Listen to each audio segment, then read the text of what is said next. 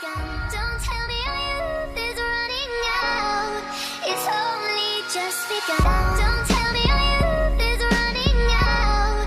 It's only just begun. Don't tell me our youth is running out. It's only. I graduated magna cum laude. What does that mean? I'm still stuck paying Sally Mae the next 16 years of my life. And is it me, or does that not seem right? See, I just wanna go back to playing tag and riding my bike.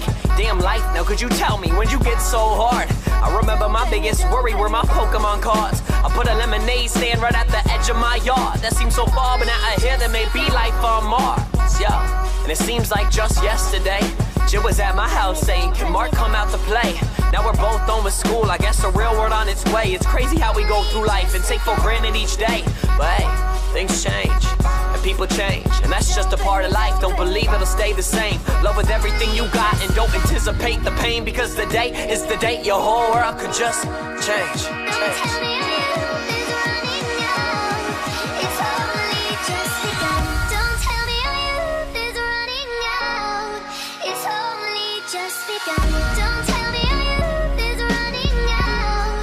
It's only just begun. Don't tell me our youth is running out.